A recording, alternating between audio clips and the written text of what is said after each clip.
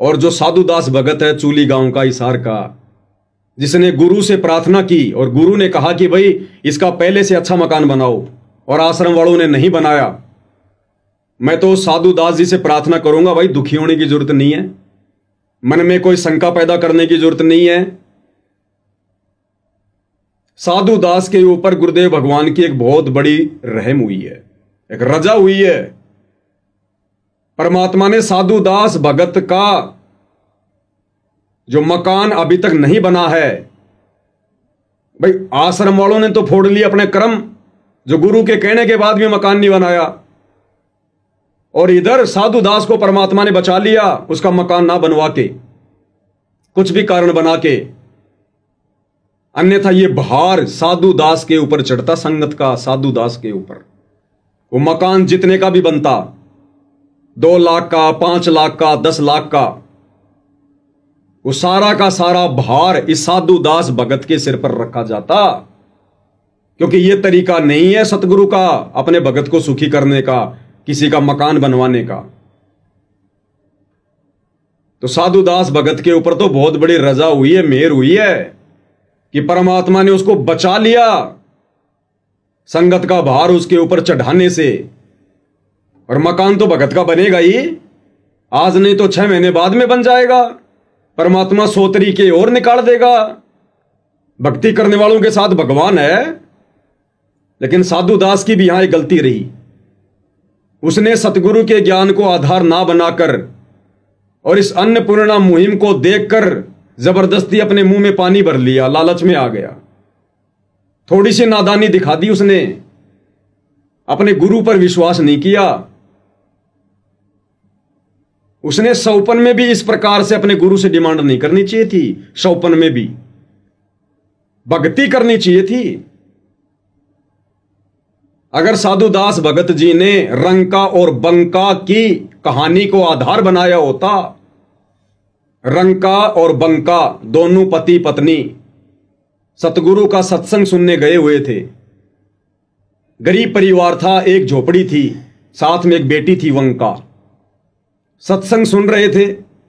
पीछे से बेटी दौड़ के गई और कहा कि पिताजी पिताजी, माताजी माताजी। उन्होंने पीछे मुड़कर देखा, बोला क्या हुआ, इतनी जोर से क्यों चिल्ला रही है, सत्संग में भंग पड़ गया। बेटी ने कहा कि झोपड़ी में आग लग गई, सब कुछ जल के खाक हो गया। तो रंका बंका ने देखा कि भाई अगर ये झोपड़ी ना होती तो सत्संग में भंग ही ना पड़ता। उन दोनों ने कहा कि बेटी क्या बच गया। तो वंका ने कहा कि माता पिताजी एक खाट बच गई जो बाहर रखी हुई थी पेड़ के नीचे, बाकी सब जल के खाक हो गया। तो रंका बंका ने क्या कहा, विचार करना, सामने सतगुरु बैठे सत्संग कर रहे हैं, परीक्षा थी उन आत्माओं की। गरीब परिवार, एक झोपड़ी, सारा सामान जल गया, अनाज जल गया, और अपनी बेटी से कह रहे हैं कि बेटी और क्या बच गया। बोला जी एक चारपाई बची है जो बाहर थी। दोनों बोले उसको भी आग में डाल दे, अरे उसको भी आग में डाल के आ जा, अगर वो चारपाई ना बचती तो तू दौड़ के ना आती, सत्संग में भंग नहीं पड़ता, बेटा उसको भी आग में डाल के आ जा। बेटी भी आज्ञाकारी थी, तुरंत गई, उस खटिया को भी आग में डाल के वापस सत्संग में आके बैठ गई। और आराम से तीनों प्राणी सतगुरु का सत्संग सुन रहे हैं, घर की कोई चिंता नहीं, रात को कहां रहेंगे क्या खाएंगे कोई चिंता नहीं, सामने सतगुरु बैठे हैं। सत्संग के बाद भी सतगुरु से प्रार्थना नहीं की कि सतगुरु मेरा मकान जल गया, हे सतगुरु हम झूठ नहीं बोल रहे, हे सतगुरु देखो सत्संग में हमारी बेटी दौड़ के आई थी। अपने सतगुरु से प्रार्थना भी नहीं की कि हमारा मकान जल गया, उनकी परीक्षा थी, सतगुरु ने भी कुछ नहीं कहा, दंडवत प्रणाम किया, तीनों वापस घर। अब घर कहां रह गया, झोपड़ी जल गई, खाक हो गई, राख हो गई। पूरी रात झोपड़ी के आगे जो पेड़ था उसके नीचे बैठे रहे और परमात्मा की चर्चा करते रहे कि देखो आज सतगुरु ने कितना अच्छा ज्ञान बताया, सतगुरु ने नजर निहाल कर दिया। भाई हमारे धन भाग जो हमें ऐसे पूर्ण गुरु मिले, ऐसा ज्ञान ना आज तक कभी सुना, ना किसी ने सुनाया। और बच्चों, हमने तो भक्ति करके सतलोक चलना है। एक दिन ये 21 ब्रह्मांड भी जल के राख होगा, उससे पहले पहले निकल लो यहां से। इस प्रकार की बातें करते करते, सतगुरु की महिमा करते करते, और कब उनकी आंख लग गई परिवार को पता ही नहीं। उस पेड़ के नीचे बैठकर झोपड़ी का रोजना नहीं रोया कि हमारी झोपड़ी जल गई, हे भगवान अब हम क्या करेंगे। आगे की प्लानिंग नहीं करी कि कल को कहां जाएंगे, कहां से पूड़े लेके आएंगे, हैं फिर झोपड़ी बनाएंगे, कुछ नहीं सोचा। और जब सुबह उनकी आंखें खुली तो देखा कि एक झोपड़ी जली थी, 2 झोपड़ी बनके तैयार खड़ी हैं, 2 झोपड़ी नई। उन्होंने झोपड़ी में प्रवेश भी नहीं किया। आकाशवाणी हुई कि बच्चों ये झोपड़ी मैंने बनाई है तुम्हारे लिए। आकाशवाणी पे विश्वास नहीं किया, बोला पहले अपने सतगुरु से पूछेंगे, उसके बाद में झोपड़ी में प्रवेश करेंगे। तीनों प्राणी आश्रम में गए, सतगुरु को पूरी कहानी बताई। सतगुरु ने कहा बेटा ये तुम्हारी परीक्षा थी, वो झोपड़ी मैंने बनाई, और बेटा तुम्हारे विश्वास को देखकर कि तुमने झोपड़ी का रोजना अपने गुरु से नहीं रोया कि मेरी झोपड़ी जल गई, मेरी झोपड़ी जल गई। तुमने केवल परमात्मा की भक्ति की सोची, चर्चा की सोची, महिमा की तुमने। बेटा मैं चाहता तो सोने की भी बना सकता था, और जाओ वो झोपड़ी मैंने बनाई, आराम से रहो। फिर अपना गुरु का आदेश पाकर झोपड़ी में रहे। तो साधु दास भगत जी भी यहां थोड़ी सी मार खा गए। या तो उन्होंने सत्संग नहीं सुने या सुनकर विचार नहीं किया। अरे सतगुरु से झोपड़ी थोड़ी मांगनी है भगत ने। हर सत्संग में गुरु मना करता, बेटो कार कोठी मत मांगो, कार कोठी मत मांगो। बड़ी मुश्किल से तुम्हारा दाव लगा है, कलयुग की पिछली पीढ़ी में मांगने वाली चीज मांगो। भक्ति दान मोहे दीजियो, देवन के देवा हो। भक्ति दान मोहे दीजियो, देवन के देवा हो। जन्म पाया भूलो नहीं, करहूं पद सेवा हो।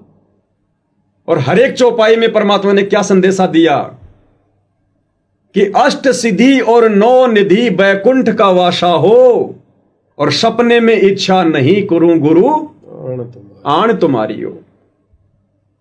ये परमात्मा मैं ना आपसे 9 सिद्धि मांगू, ना 9 रिद्धि मांगू, मैं आपसे बैकुंठ भी नहीं मांगता। बैकुंठ में तो महल है बड़े बड़े, झोपड़ी तो बहुत छोटी चीज है। केवल आपकी भक्ति मांगूंगा, मर्यादा मांगूंगा। आगे कह रहे हैं सुख संपत्ति परिवार धन और सुंदर नारी हो, और सपने में इच्छा नहीं करूं गुरु आण तुम्हारी हो। ये परमात्मा मुझे इस गंदे लोक की कोई सांसारिक वस्तु नहीं चाहिए, कोई सुख नहीं चाहिए मुझे, कोई झूठी संपत्ति नहीं चाहिए, मुझे केवल आपकी भक्ति चाहिए। और साधु दास जी ने क्या मांगा परमात्मा से, वो भी कलयुग की पिछली पीढ़ी में, जिस समय हम 24 घंटे सत्संग सुन रहे हैं। रंका बंका 24 घंटे सत्संग नहीं सुनते थे। उस समय मोबाइल नहीं थे, मेमोरी कार्ड नहीं थे, सीडी डीवीडी नहीं थी, वो वैज्ञानिक युग नहीं था। फिर भी उन आत्माओं ने ज्ञान का परिचय दिया। तो यहां साधु दास जी ने तो गलती कर दी अपने गुरु से इस प्रकार की बातें कह के मकान बनवाने की, लेकिन सतगुरु दयालु है। सतगुरु ने फिर भी अपने भगत का मकान ना बनवाकर उसको बचा लिया, और सतगुरु के आदेश की पालना ना करके आश्रम वाले उल्टा दोषी बन गए। तो भगत साधु दास को इस गलती के लिए, अगर वो लाइव वीडियो देख रहे हो तो मेरी प्रार्थना है इसी समय सतगुरुदेव जी को दंडोत करके इस गलती की क्षमा याचना मांगे कि परमात्मा आगे से इस दास से ऐसी गलती नहीं होगी। ये मालिक ये तो झोपड़ी जली है, आप अगर रोड पर बैठाकर भी भक्ति करवाओगे, केवल भक्ति मांगूंगा। अपनी वाणी में क्या कहा परमात्मा ने कि नाम सहित बेवतन भला जो दर दर मांगे भीखा। अरे क्या हुआ छत्र की छाया चालई और राजपाट दिल्ली का। सतगुरु कहते हैं बच्चों, यदि तुम्हें नाम मिला हुआ है, भक्ति तुम्हें प्राप्त है, और यदि किसी कारण से तुम्हारे को देश निकाला भी दे दिया जाए, और यदि तुम्हारे को मजबूरी में भीख का कटोरा हाथ में लेकर मांग मांग के खाना पड़े, तो भी बच्चों निराश मत होना, अपने गुरु मेरे भक्ति में कोई दोष मत देखना, क्योंकि तुम्हें दुनिया की सबसे बड़ी संपत्ति ये नाम प्राप्त है। गुरु समान दाता नहीं और याचक शिष्य समान, भाई 3 लोक की संपदा सो गुरु दीनी दान। सतगुरु ने तुम्हें सबसे बड़ी संपत्ति दे रखी है, यहां के स्वर्ग बैकुंठ से भी उत्तम ये नाम दीक्षा, भक्ति, 5 यज्ञ। कहते हैं अगर इस भक्ति को सुरक्षित रखने के लिए, गुरु को प्रसन्न रखने के लिए, अगर कभी ऐसी नौबत आ जाए, हाथ में भीख का कटोरा भी आ जाए, तो अपने सतगुरु में कभी दोष मत देखना। सतगुरु से डिमांड मत करना सांसारिक इच्छाओं की, मकान की, कार की, कोठी की, बेटे की, पोते की, नौकरी की। नहीं, सतगुरु नाराज होगा। इस कलयुग की बिचली पीढ़ी में पूरा खुलासा करने के बाद, पूरा तत्व ज्ञान देने के बाद, और फिर भी तुम सतगुरु से क्या मांग रहे हो? तो साधु दास जी को परमात्मा ने बचा लिया, अन्यथा लाखों भक्तों का पैसा लेकर ये लोग इस प्रकार की मुहिम चला रहे हैं। और यदि साधु दास का ये मकान बन जाता तो परमात्मा पर साधु दास का अविश्वास समझा जाता और हर एक भगत का भार साधु दास पे चढ़ता। इस कलयुग की बिचली पीढ़ी में पार नहीं हो पाता, और पार नहीं हुआ तो अगले जन्म में ना जाने किसी भगत का तो गधा बनता, किसी का सूअर बनता, किसी का बैल बनता, किसी का ऊंट बनता, सबका चुकाना पड़ता। तुमने उस दरगाह का महल नहीं देखा, धर्मराज के तिल तिल का लेखा। तो ये साधु दास जी पर बहुत बड़ी मेहर हुई है गुरुदेव की। ऐसे मकान तो परमात्मा लाख बनवा देगा। अगर ज्यादा ही मन में इच्छा है तो भगवान तुम्हें बहुत बड़ा रियल एस्टेट का बिल्डर बना देगा। लेकिन सत्संगों को आधार बनाना, ऐसी इच्छा कभी मन में मत करना। गुरुदेव ने सम्मन की कथा बताई। सम्मन ने सतगुरु को भोजन करवाने के लिए आटा चोरी करते समय अपने बच्चे की गर्दन काट दी, और गर्दन काटने के बाद में सम्मन के मन में जरा सा दोष आ गया। उसको दोष तो नहीं कह सकते, लेकिन मन में जरा सा विक्षेप आ गया। एक बात आ गई मन में कि यदि आज मैं पैसे वाला होता, यदि आज मैं धनी होता, यदि आज मेरे पास में धन होता, तो मैंने अपने बेटे की गर्दन नहीं काटनी पड़ती। बस इतनी सी बात उसके मन में आई थी कि आज यदि मेरे पास में धन होता, परमात्मा ने उसकी वो इच्छा भी पूरी करनी पड़ी, और उसी जन्म में उसको दिल्ली का 1 नंबर का सेठ बना दिया।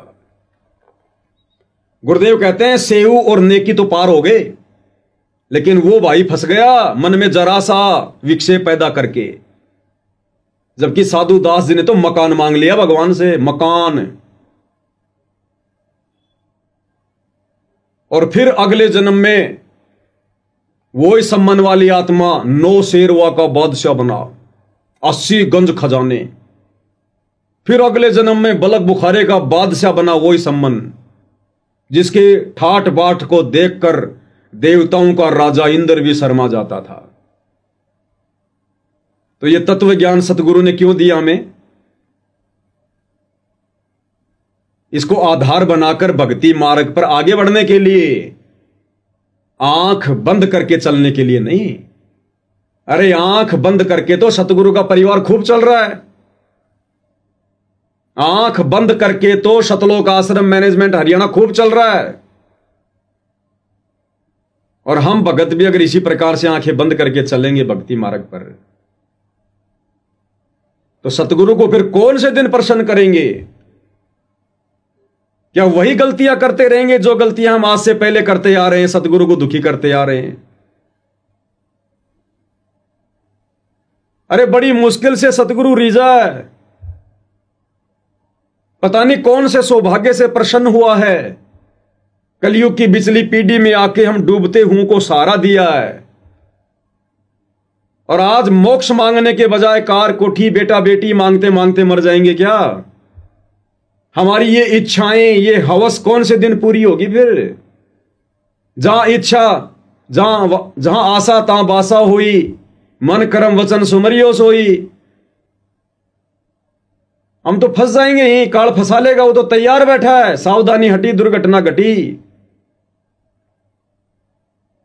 तो कजोड़ दास जी, ये बहुत बड़ी एक दया, एक बहुत बड़ी मेहर मुझ पवन दास की नजरों में साधु दास जी के ऊपर हुई है।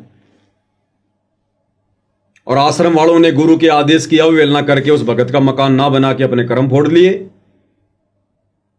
और अनुपदेशी जगत वालों के फ्री में मकान बना बना के इस नादान संगत के सिर पर भार चढ़ा रहे हैं। भाई सतगुरु ने हमें क्या आदेश दिया कि बच्चों, ना हमने किसी का फ्री का लेना, ना किसी को फ्री में देना। ये आश्रम वाले क्या कर रहे हैं? अरे ऐसे वचन अपने भक्तों को कहने वाला भगवान गुरु क्या आज खुद अपनी जुबान से फिरेगा? क्या फ्री में अपने भक्तों के दान धर्म से लोगों के मकान बनवाएगा, लोगों के घरों में राशन डलवाएगा? फिर तो सतगुरु दोगला हो गया इन लोगों के अनुसार। तो भाई साध वचन पलटे नहीं, चाहे पलट जाए ब्रह्मांड। सतगुरु ने जो वचन भक्ति मार्ग पर निकाल दिए, क्योंकि सत्संग उनका विधान है। ये सत्संग भक्ति का विधान है, संविधान है। ये सत्संग आज भी भक्ति के आधार है, और जब कल को सतगुरु लीला करके सतलोक चले जाएंगे, उसके बाद भी यही सत्संग भक्ति मार्ग पर भक्तों के लिए आधार बने रहेंगे। तो सतगुरु ने तो स्पष्ट कह दिया, बच्चों हमने तो ये लेन देन को समाप्त करके अपने ऋण संबंधों को घटाना है, समाप्त करना है, और ना हमने किसी को फ्री में देना है, ना हमने किसी का फ्री में लेना है। अगर किसी की मदद भी करनी है तो उधार देकर मदद करो, ताकि समय आने पर वो तुम्हें पैसा वापस कर दे और तुम्हारे ऊपर भार ना चढ़े। अब यहां तो सरेआम फ्री में 15-15 लाख के मकान बनाए जा रहे हैं। उस घर में गैस सिलेंडर, अलमारी, राशन, आटा चक्की, सिलाई मशीन, पूरा दहेज का सामान दिया जा रहा है। भक्तों को ऋणी बनाया जा रहा है। जो जो भगत दान देकर सहयोग कर रहे हैं, ज्योति पाठ का पैसा देकर आश्रम वालों का सहयोग कर रहे हैं, वो सब दोषी बन रहे हैं परमात्मा के विधान अनुसार। ये परीक्षा क्यों ले रहा है सतगुरु इतना ज्ञान देकर 2014 से? यही देखने के लिए कि कितने भगत तैयार हुए हैं सतलोक के लिए। जो यहीं पर ठगी का शिकार हो रहे हैं, वो त्रिकुटी पर तो सौते ठगे जाएंगे। ये हमारी रिहर्सल चल रही है, ये ज्ञान और अज्ञान की लड़ाई चल रही है। गरीब कच्चा हीरा किरच हो नहीं सह घनमार, ऐसा ये मन हो रहा लेखा लेकर तार। तो ये सारा का सारा जो ये प्रोपेगेंडा है, ये मान बढ़ाई और चौधर के लिए है, और ये काल करवा रहा है इन आश्रम वालों के सिर पर बैठकर, सतगुरु के बेटा बेटी भाई बंधु रिश्तेदारों के सिर पर बैठकर। और यहां नादान संगत ने विचार करना चाहिए था, जैसा कि आप जी ने वीडियो की शुरुआत में भाई बहनों से प्रार्थना की थी कि भाई और बहनों, ये देखा देखी का मार्ग नहीं है। ये देवकी नंदन ठाकुर का, धीरेन्द्र शास्त्री का, अनिरुद्धाचार्य वाला भक्ति मार्ग नहीं है। इस भक्ति मार्ग पर काल कदम कदम पे छलेगा, जाल फैलाएगा, और हमने आंखें खोल के चलनी है। हमने ये सोचकर किसी पर आंख बंद करके विश्वास नहीं करना कि ये गुरुजी का बेटा है, ये गुरुजी की बेटी है। अरे गुरुजी के बेटे ने तो सतलोक में हमारे को ठग लिया। वो ज्योति निरंजन गुरुजी का तो बेटा था, उस बेटे के चक्कर में आ गए हम सतलोक में। आज हमें गधा कुत्ता सुअर बना के घुमा रहा है यहां, और आज जब वापस सतलोक जाने का समय आ रहा है तो वही गुरुजी के बेटा बेटी फिर से काल प्रेरणा से हमें ठगने को तैयार हो गए। तो भक्तों ने यहां अपने गुरु के ज्ञान को आधार बनाकर भक्ति मार्ग पर कदम रखना है। यह परिवारवाद वाला मार्ग नहीं है, वंशवाद वाला मार्ग नहीं है, भाई भतीजे वाद वाला मार्ग नहीं है कि गुरुजी का बेटा कहेगा वैसा करेंगे, गुरुजी की पत्नी कहेगी वैसा करेंगे। कौन है गुरुजी की पत्नी, कौन है गुरुजी का बेटा बेटी? गुरुदेव ने स्पष्ट कर दिया, बच्चों यदि तुम मुझे परमात्मा मानते हो, कबीर साहब मानते हो, तो कबीर साहब इस गंदे लोक में कोई ये अंडे देने के लिए नहीं आता, यानी बच्चे पैदा करने नहीं आता। वो परमात्मा कोई अलग पक्षी थोड़ी है जो आसमान से अपना बच्चा यहां छोड़ेगा अंडा। तो गुरुदेव ने कहा कि बच्चों, समझदार को संकेत काफी है। ये बेटा बेटी की, रिश्तेदारों की, पत्नी की, ये तो परमात्मा एक लीला करता है इस काललोक के अनुसार, एक परिवार में आने की। जैसे आदरणीय गरीबदास जी आज से 350 साल पहले आए, खुद परमात्मा थे, बंदी छोड़ थे, किसी मां के गर्भ से नहीं आए, लेकिन लोगों की नजरों में मां के गर्भ से। वही किसान परिवार, वही जाट परिवार, 6 बच्चे और सतगुरु का पद, वही लीला सतगुरु रामपाल जी कर रहे हैं। जाट परिवार, किसान परिवार, 4 बच्चे, शादी और आज सतगुरु की भूमिका। और अंत में जब गरीबदास जी गए शरीर छोड़ के, उनकी अस्थियां नहीं मिली। उसके बाद में उनके गांव वालों की, उनके परिवार वालों की आंखें खुली कि भाई ये तो साक्षात पूर्ण ब्रह्म परमात्मा थे, शब्द स्वरूपी राम थे, और हम तो धोखा खा गए इनको अपने जैसा व्यक्ति मान के, मानुष मानकर, अपना बाप मानकर, अपना ताऊ मानकर, अपना चाचा मानकर। तो वही लीला परमात्मा आज कर रहे हैं सतगुरु रामपाल जी के रूप में। और हम सोच रहे हैं इन्होंने जन्म लिया है, इन्होंने बच्चों को जन्म दिया है। ये परमात्मा 1 सेकंड में क्या लीला कर जाए, काल को भी नहीं पता चले हम जीवों की क्या औकात। तो हमने तो ज्ञान को आधार बनाकर, सतगुरु को स्वयं कबीर परमात्मा मानकर, अजन्मा मानकर, स्वयंभू मानकर कि ये सतगुरु रामपाल जी भगवान स्वयं कबीर परमात्मा है और कोई शक भी नहीं है। और ये किसी मां के गर्भ से जन्म लेके नहीं आए। अगर मां के गर्भ से जन्म लिया है तो ये परमात्मा नहीं हो सकते, और ये परमात्मा नहीं हो सकते तो फिर हमारा भी उद्धार नहीं हो सकता, हम भी सतलोक नहीं जा सकते। क्योंकि आत्माओं के मोक्ष के लिए स्वयं कबीर परमात्मा सतलोक से चलकर सतगुरु का चोला धारण करके यहां आते हैं। हम नित्य नियम में रोज पढ़ते हैं लास्ट में, गैबी ख्याल विशाल सतगुरु अचल दिगंबर थीर है, और भक्ति हेत अन्य काया धर आए, अविगत सत्य कबीर है। तो ये वो कबीर परमात्मा स्वयं धरती पर प्रकट है। ब्याह शादी करने की, बच्चे पैदा करने की मालिक लीला करता है, जैसे गरीबदास जी ने की। ये अपनी पहचान अपने तत्व ज्ञान से करवाएगा, और संगत यहीं पर धोखा खा गई। संगत ने सतगुरु के कलयुगी परिवार की पूंछ पकड़ ली, उस परिवार ने काल की पूंछ पकड़ रखी है। अब अंत में संगत को कहां ले जाके छोड़ेंगे ये? समझदार भगत को तो संकेत ही काफी है। तो मुझे तो इनकी हरकतों को देखते हुए, इनके मनमाने आचरण को देखते हुए, क्योंकि इस प्रकार की ये मुहिम, ये काल की मुहिम हो सकती है, सरकारों की मुहिम हो सकती है। इस प्रकार की मुहिम संतों की नहीं होती। संत अपने आशीर्वाद से, भगत के धंधे में बरकत देकर, भगत के बच्चों को नौकरी लगाकर, अन्य बहुत सारे तरीके हैं, भगत के खेत में फसल में दे देगा बरकत। ये परमात्मा तो अलमारी में पैसे बढ़ा दे, तिजोरी में पैसे बढ़ा दे, अपने भक्तों को मजदूर बनाकर इस प्रकार से कार्य करवाने नहीं आता। ये तो भक्ति करवाने आता है। मजदूरी तो काल की अमावस्या से पहले ना कर रहे थे। तो कजोड़ जी, मुझे तो लगता है टोटल ये चौधरीपना प्राप्त करने का, मान बढ़ाई प्राप्त करने का, इस ज्ञान को ना समझ पाने के कारण, क्योंकि जरूरी थोड़ी होता है कि कोई सतगुरु का बेटा है, बेटी है, रिश्तेदार है तो ज्ञान को बहुत अच्छा समझेगा। किसने समझा? वो कमाल नाम का लड़का सतगुरु के झोपड़ी में रहा बचपन से, और अंत में गुरुद्रोही हुआ, नहीं समझ पाया ज्ञान को। और बाकी 64 लाख भगत सोच रहे थे कि कमाल जितना ज्ञान किसी को नहीं है। धर्मदास के घर में काल का दूत पैदा हो गया, नारायण दास। गरीबदास जी के 4 बेटों ने आगे चल के भक्ति छोड़ दी।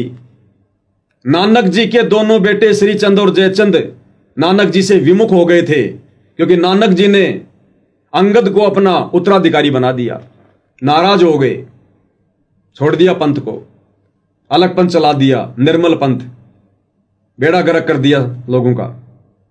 तो कहते हैं घर का जोगी जोगना, बाहर का जोगी सिद्ध, और दीपक तले हमेशा अंधेरा रहता है। ये सतगुरु का परिवार केवल माया को देखकर जुड़ा हुआ है, माया को देखकर। ना ज्ञान आधार इनको पहले था, ना वर्तमान में है। अब ये नादान संगत को विचार करना चाहिए, भाई तुमने किस चीज को आधार बनाकर ये निर्णय लिया है? भाई परीक्षा का समय है, सतगुरु तो कुछ भी आदेश देगा। परीक्षा के समय में सतगुरु कुछ भी आदेश देकर भगत की परीक्षा लेगा। सतगुरु तो कह देगा, हां बच्चों ये अन्नपूर्णा मुहिम मैंने चलाई है, मेरा आदेश है। लेकिन सतगुरु ने सत्संगों में क्या समझाया? परीक्षा के समय में तो सत्संगों को आधार बनाया जाएगा। जिस प्रकार सतगुरुदेव हमें एक कथा सुनाते हैं, एक संत के बहुत सारे शिष्य थे, संत ने काफी ज्ञान दिया, फिर एक दिन उनकी परीक्षा लेनी चाहिए और सतगुरु ने पहले सबको सामने बैठा कर कहा कि देखो भाई, गुरु से बढ़कर कोई नहीं होता, गुरु की आज्ञा सबने माननी चाहिए, जो गुरु की आज्ञा नहीं मानता वो गुरुद्रोही होता है, उसको तो नरक में भी ठिकाना नहीं है। सबने कहा हाँ गुरुदेव, गुरु की आज्ञा माननी चाहिए। फिर उस गुरु ने तुरंत कहा कि भाई अब मेरी आज्ञा है, मेरा आदेश है, अपने अपने पैर का जूता निकालो, मेरे सर में 5-5 मारो, सबकी गर्दन नीची। तो गुरु ने कहा रे बस, अभी तो तुम क्या कह रहे थे कि गुरु की आज्ञा माननी चाहिए, गुरु के आदेश की अवहेलना करने वाला नरक में जाता है, और अब मैं तुम्हें आज्ञा दे रहा हूं, तुम मेरी आज्ञा नहीं मान रहे। सबकी नीची गर्दन। एक भगत खड़ा हुआ, समझदारी से काम लिया, विवेक से काम लिया, क्योंकि वो परीक्षा का समय था। अपने पैर का जूता निकाला, सतगुरु के चरणों में बैठा और अपने सिर में 5 मारी। गुरु ने कहा भाई डांडी मत मार, मैंने तो मेरे सिर में मारने के लिए कहा है। तो उस शिष्य ने कहा कि ये गुरुदेव, इस दास का शीश भी तो आप ही का है, सिर सौंपया गुरुदेव को, सफल हुआ यो शीश, और नितानंद इस शीश पर आप बसे जगदीश। ये गुरुदेव, इस दास का शीश भी तो उपदेश लेने के बाद आपका ही है, मैंने अपने सिर पर मार दिए, समझो आपके सिर पर मार दिए। गुरु बड़ा प्रसन्न हुआ।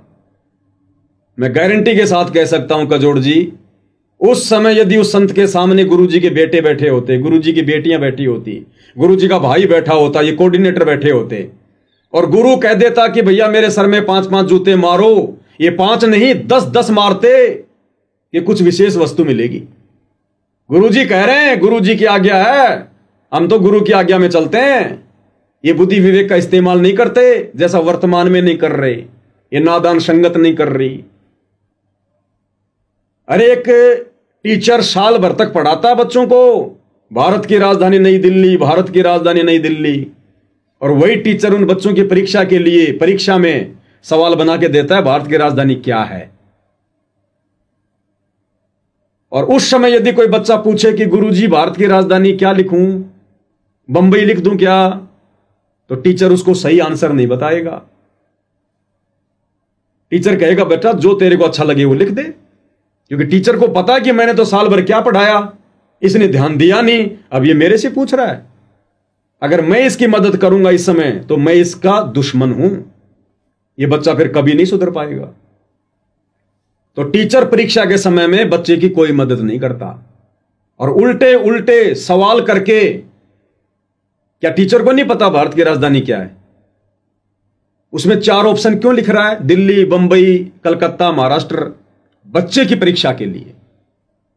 तो अगर ये अन्नपूर्णा मुहिम, पहली बात तो सतगुरु जी अपनी तरफ से कोई आदेश नहीं देंगे, ये भी काल प्रेरणा से इन आश्रम वालों ने लोगों की सलाह से, जगत वालों की सलाह से सतगुरु से हिसार जेल में जाके प्रार्थना लगाई होगी।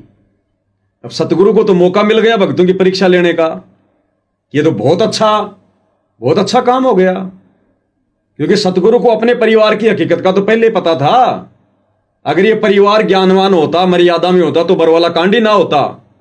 तो सतगुरु को तो अच्छे से पता था उनके बारे में। जब ये इस प्रकार का ये प्रस्ताव सतगुरु के पास लेकर गए, तो सतगुरु ने देखा रे तो बहुत अच्छी बात हो गई, इन्होंने तो अपने कर्म फोड़ने मुझे मानुष मानकर, इस बहाने संगत की भी परीक्षा हो जाएगी। सतगुरु ने कह दिया बच्चों ठीक है, तुम्हें जैसा उचित लगे करो, बहुत अच्छी बात है। इस बात को इन्होंने संगत में यह कहकर वायरल कर दिया कि गुरुजी का आदेश है, गुरुजी का आदेश है, गुरुजी का आदेश है। आजकल एआई से गुरुजी की ऑडियो खूब बन रही है, पता ही नहीं चलेगा गुरुजी की आवाज कौन सी, एआई की कौन सी है। खुद इन आश्रम वालों ने जब जब भूल पड़े पुस्तक की 3 घंटे की एआई से ऑडियो बनाकर डाल रखी है, कोई माई का लाल पहचान ही नहीं सकता। अन्नपूर्णा मुहिम का 5 मिनट का संदेश गुरुजी की आवाज में एआई से बना के डाल रखा है, कोई माई का लाल समझ ही नहीं पा रहा। तो ये संगत की परीक्षा चल रही है वर्तमान में, और भाई ये कलयुग की बिचली पीढ़ी है, सब तो फेल नहीं होंगे। और सौभाग्य है साथ संगति से जुड़ी हुई आत्माओं का, जिन्होंने इस विकट समय में, परीक्षा के समय में ज्ञान को आधार बनाया, ना कि गुरु के परिवार को। और जिन्होंने गुरु के परिवार को आधार बनाया, वो दिन प्रतिदिन इस भवसागर में डूबते जा रहे हैं, डूबते दलदल में। और जिन्होंने ज्ञान को आधार बनाया, वो उभरते जा रहे हैं। तो कजोड़ जी, ये अन्नपूर्णा मुहिम, इसके तहत जितने भी कार्य किए जा रहे हैं, ये सारे के सारे कार्य मनमाना आचरण है, गुरुदेव के ज्ञान के निकट भी नहीं है। ना परमात्मा इस प्रकार की बकवाद किसी से करवाते, ना आज से पहले उन्होंने किसी की ये करवाई, और ना 4 युगों में परमात्मा ने इस प्रकार की मुहिम चला के किसी के मकान बनवाए। ये परमात्मा तो भगत को उपदेश देकर फिर भगत की भक्ति और मर्यादा के आधार से, भाई जैसी भक्ति करोगे फिर वैसी परमात्मा बरकत देगा, जितना गुड़ डालोगे उतना ही मीठा होगा। भाई सतगुरु को अपने भक्तों से क्या दुश्मनी है? जो बेचारे भगत तो झोपड़ियों में पड़े हैं 50%, और जगत वाले जो रोज अपना काम किसी न किसी तरीके से चला ही रहे हैं, उनको चुन चुन के मकान बनवा रहा है। तो सतगुरु कुछ नहीं करवा रहा, जो भी वर्तमान में हो रहा है सब काल प्रेरणा से हो रहा है। और जो ज्ञान को आधार बनाकर इन चीजों को समझ जाएगा वो जीत में रहेगा, बाकी सारी संगत हार में है, इसमें कोई दो राय नहीं है। तो मेरे तो इस विषय पर जो आपने सवाल किया था ये विचार हैं।